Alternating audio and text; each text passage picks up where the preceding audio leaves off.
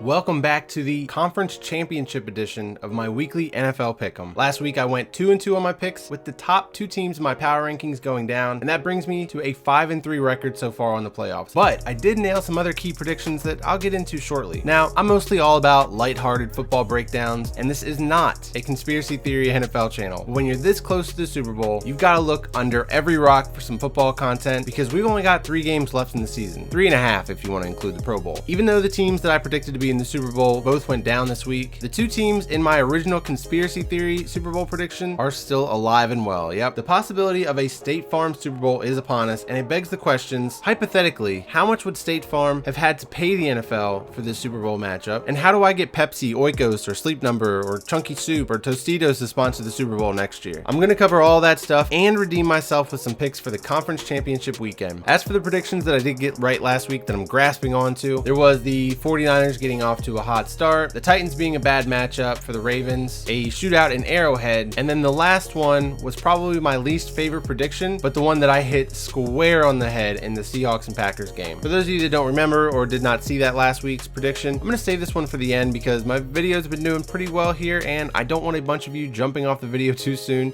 and killing my watch time because I'm bringing up the conspiracy stuff once again. But first, let me start this week's video off with a little public service announcement. I probably should have prepared this for last week because I think that's probably the peak of toxicity in the comments, but hey, better late than never, right? Man, you guys have got to stop with the obviously you're a Packers hater, or you're obviously a 49ers hater, you're obviously a Titans hater. Like, that's honestly not even the worst of the comments, but you guys just have to realize that someone picking against your team doesn't mean that they hate your team. I mean, that really can't be a healthy or happy way to live. Like, my team is out. I've got nothing to root for other than good football games with some meme-worthy content. So if you think I'm upset about the Ravens or the Seahawks losing, then you've got the wrong one. These aren't the droids you're looking for. These aren't the droids we're looking for.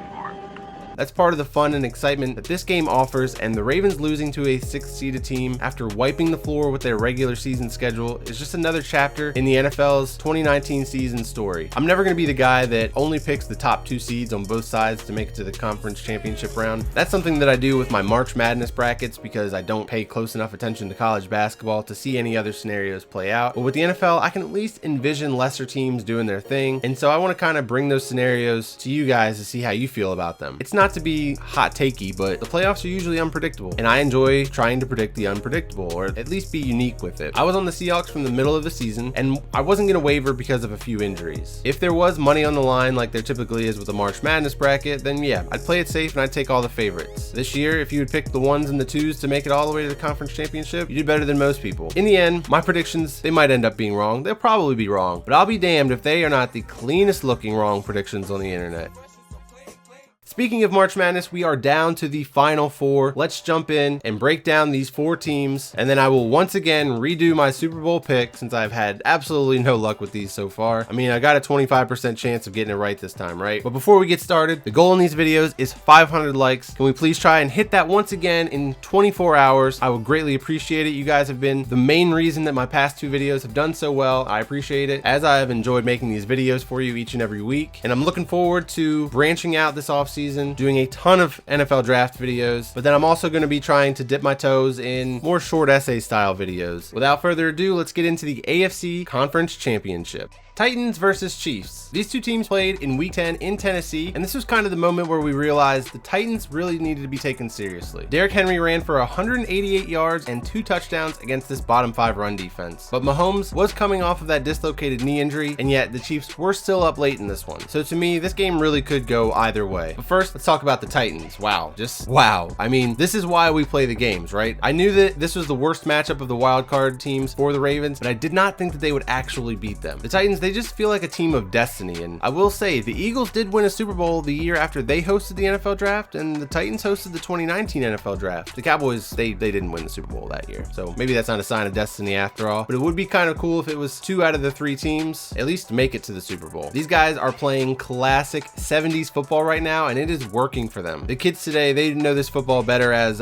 Madden 20 Weekend League, so much so that Ryan Tannehill hasn't even needed to throw for over 100 yards in either of their playoff wins wins. That is how dominant Derrick Henry has been. But I think it's safe to say that Tannehill is going to need to pass for more than 100 yards this week if the Titans are going to keep up with the Chiefs' prolific offense. As for the Chiefs, containing Derrick Henry is obviously going to be key, but the Chiefs might not have the personnel to do so, especially if Chris Jones and that sore calf of his keeps him out once again. I assume at best he's going to be limited, but I do expect him to just lay it all on the line with the Super Bowl up for grabs. Another way for the Chiefs to potentially slow down this running game is getting off to a really fast start and forcing the Titans to play catch up and make Ryan Tannehill beat you, which honestly he is fully capable of doing, as he showed you in that Week 10 matchup. Another aspect in favor of the Chiefs stopping the running game is the game taking place during the early time slot. I think it really helps because it's not going to be nearly as cold, and stopping the run in cold weather is just even more challenging because nobody wants to hit 6'4", 250 Derrick Henry when it's also 20 degrees outside. But it looks like it's going to be a relatively nice day. But what if the Chiefs just say, F it, the Titans are going to run the ball because that's what they do best. Why don't we do what we do best and just sling it around? The Patriots and Ravens were not able to establish the run against the Titans, and that's a crucial aspect of their offense being effective. The Chiefs don't need a running game, and I think that they're going to throw everything that they've got at the Titans vertically. The Titans defense has been susceptible to tight ends this year, and after Travis Kelce basically carried the passing game last week, it looks like he's set up to do a lot of damage once again this week. But I wouldn't be surprised if the Chiefs come out expecting them to try and take Kelce away and really get Tyreek Hill involved early and often. When comparing these two teams side by side, I think that you have to get the offense the nod to the Chiefs, but this one was almost a push for me because as well as the Chiefs throw the ball, you could argue that the Titans run the ball just as well. So I give the nod to the Chiefs just because their offense allows them to fall into a 24-0 hole and still come out and beat the other team by 20. Whereas if the Titans get into a 20-0 hole, I don't know if they've got the explosive passing game to be able to make that comeback. As far as defense goes, the Titans are definitely the superior unit here, despite the Chiefs and the progress that they've made this year from last. Credit goes to Steve Spagnuolo for that one. And coaching, this is another category that is very evenly matched, I think. Mike Vrabel is definitely impressing me this year. I was surprised when he got the head coaching job because with the Patriots, I always just thought of him as sort of their meathead linebacker. And not to say that he's not a meathead linebacker. I think now he's just a meathead coach, but I think he's a damn good meathead coach. And he's a perfect fit for this team and the identity that they have. But Andy Reid has been doing it for years. He is one of my favorite coaches. I think he deserves the Super Bowl this year more than anybody. And I think this is his best opportunity to go out and get it. You really do have to credit him with maintaining his composure last week. Down 24-0, it looked like he might just choke this one away once again, as he has had a tendency to do sometimes in the playoffs. But because he's been here, done that, and seen almost everything to this point, I think that experience is what gets them over the hump here and into the Super Bowl. Chiefs win 44-35.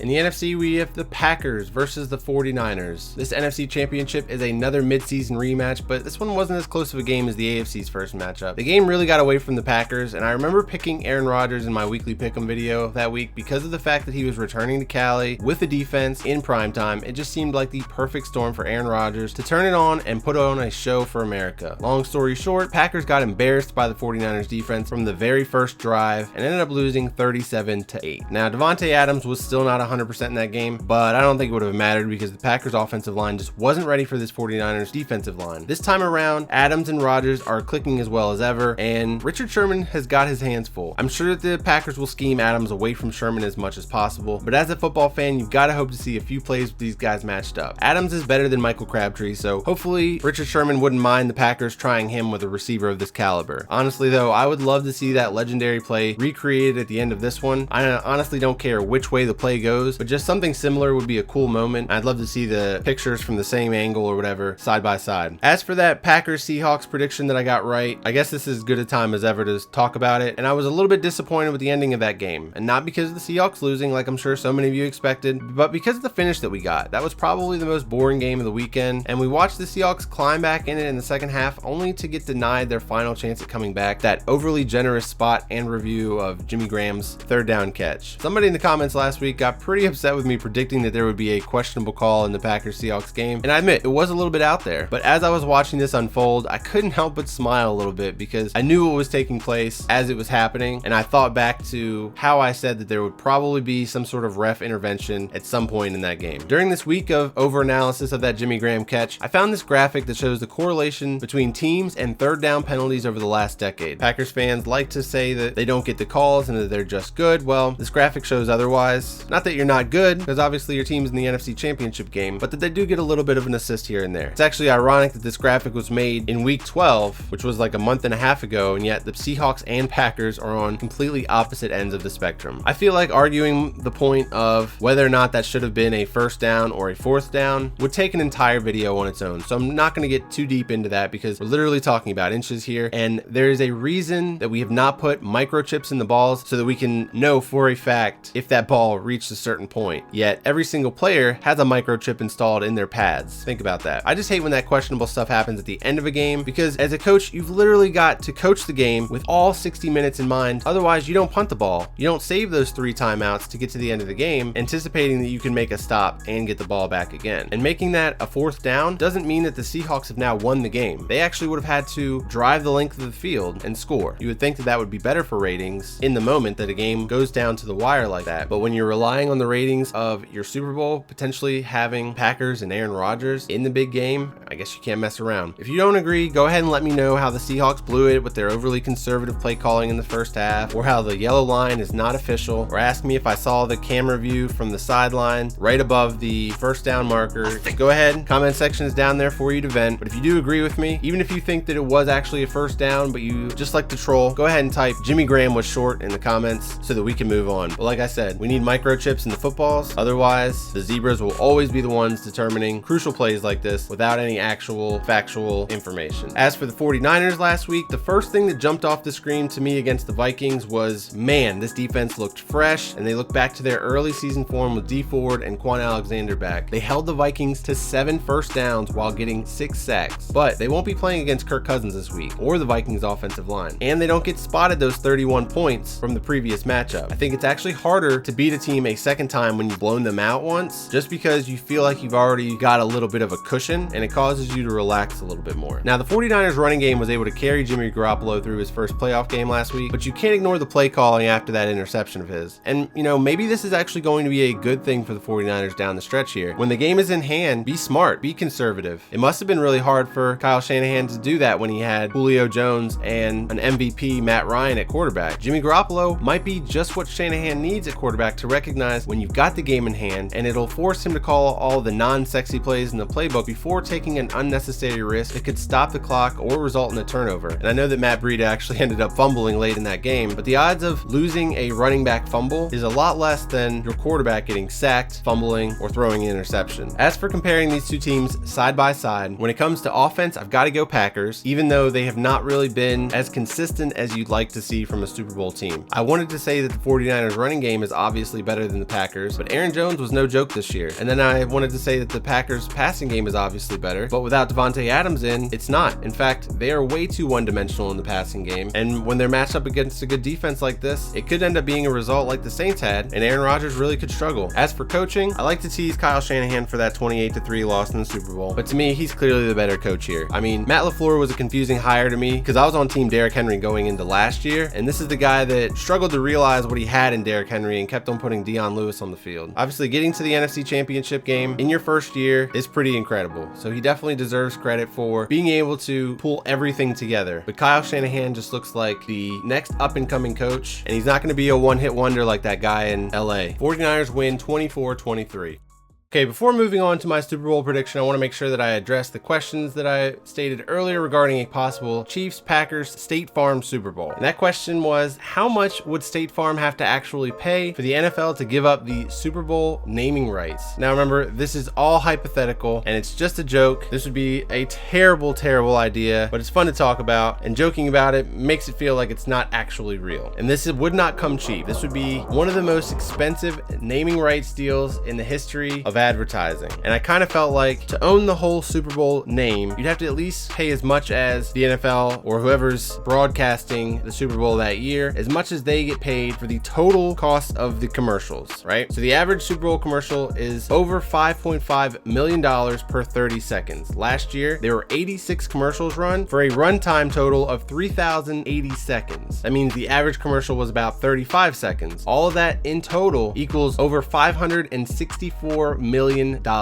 in just commercials. So I'm thinking if you get the naming rights to the entire game itself, it's going to cost at least the amount the commercials cost, right? That's a lot. So maybe State Farm's not actually sponsoring this alone, but it is a joint effort by State Farm and Madden. We all know Patrick Mahomes is also the cover boy of Madden this year, and after changing the console thumbnail to Peyton Manning for a while there, they just changed it back to Mahomes with the caption "Championship Run" underneath it. So like I said, Oikos, Sleep Number, Pepsi, somebody get the Cowboys sponsored in the Super Bowl next year, please. So while I was looking at these potential Super Bowl matchups, and I'm always going to pick who I think the best teams are overall. That's why I made the picks of Ravens and Saints and then Ravens and Seahawks. This is me trying to recognize who I think the best teams are left, despite the fact that truly the best teams from weeks 1 to 17 rarely actually wins the Super Bowl, right? Whether it be from a conspiracy theory or just not being prepared for the playoff pressure. My conspiracy pick is based on who I think is best for the NFL as a business, as a league, and Chiefs Packers popped in my head weeks ago just because it's a matchup of obviously good teams with star power and marketability. You've got old school versus new school at quarterback, two of the most physically gifted quarterbacks we've ever seen, and then either way the outcome is you've got either Aaron Rodgers getting one more Super Bowl for the road, or you've got a young quarterback in only his second season shattering records and quickly becoming the face of the league. But to me, the two best teams from top to bottom from the final four remaining are the 49ers and the Chiefs. This brought me to another question though. When I was looking at these logos and these teams' possibilities of making it to the big game, have two teams with red as their main team color ever been matched up in the Super Bowl before? Obviously they wouldn't wear the same uniforms, but it would still be an accent color, and that'd be a lot of red. So I went and I dug through all of the previous Super Bowl matchups and could not find a single matchup with two teams wearing red or even two teams wearing the same color. I found a few that were close. In Super Bowl 5, you've got the Baltimore Colts versus the Dallas Cowboys. Those aren't even the same color blue. One was a royal blue, one's a navy. In Super Bowl 36, you've got Rams versus Patriots, the greatest show on turf versus Tom Brady in his first Super Bowl. You could argue that blue might have been the Rams' main color, but it was sort of an accent color for the Patriots. And then Super Bowl 41, we had Bears versus Colts. Once again, the Bears are a navy, the Colts are a royal blue, but nowhere in the history did I ever find two teams with the same color matched up in the Super Bowl. Now, sticking with the conspiracy theory section and theme here, the reason that I bring this up is because there are going to be more casual viewers on Super Bowl Sunday than probably the entire regular season combined. And with casual viewers come ignorant viewers who don't really care about what they're seeing on the field, but they're going to judge it based on the way that it looks in a snap judgment. I've always said that the Cincinnati Bengals and the Cleveland Browns are the ugliest uniform matchup in the league. It doesn't matter who's home, who's away. The different shades of orange with brown and black, tiger stripes, crappy football, it's terrible. I will say with my Super Bowl prediction of the 49ers and the Chiefs, at least the 49ers will be in gold helmets rather than double red helmets, right? If this is something that you've never really paid attention to, keep this in mind this weekend because we've actually got really great color contrast between the uniforms in both games this weekend. And then Google Browns versus Bengals and see what I'm talking about. Now, the Chiefs and the 49ers, their uniforms aren't hideous together, but it is quite a lot of red on the field at one time. But anyways, all this extracurricular stuff aside, I don't really care who's in from the NFC, to be honest. If the Chiefs are in the Super Bowl, that's who I see winning the whole thing. They've been clearly one of the best teams all year long, even through adversity, losing their starting quarterback. Matt Moore was able to come in, keep the ship afloat. The defense is playing a lot better. They actually beat the Ravens head to head in the regular season, who were widely known as the best team during the regular season and dominated pretty much everybody else up until they were forced to take 2 weeks off and develop some rust. The Chiefs are one of the oldest franchises in the league with such a rich history, so many great teams in history that have just had unfortunate circumstances or situations come up that have prevented them from winning the whole thing. They were a game away last year, and I think that this is the year Andy Reid and the Chiefs bring their underachieving powers together and win the whole damn thing. If it's against the Packers, I think they rip a hole in all kinds of Super Bowl offensive records. If it's against the 49ers, I think their defense comes through and is the unsung hero, and somebody on defense wins Super Bowl MVP. That's going to do it for me, guys. I want to apologize for not being super active on social media last weekend. To be honest, I was just feeling really tired and worn down for some reason and kind of just wanted to sit back and enjoy the games. I had a buddy come over, cracked a couple of beers, and enjoyed a regular, normal guy's football experience for a change. But honestly, I can already feel that off-season depression kind of creeping up on me.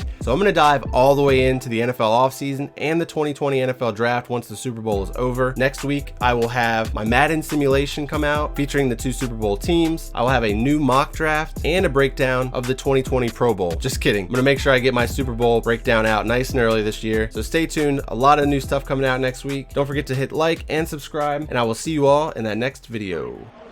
I'm just going to enjoy a nice glass of scotch tonight and get on to the film San Fran and get ready for a tough opponent. All right, old man. I love scotch. I love scotch. Scotchy, scotch, scotch. Here it goes down into my...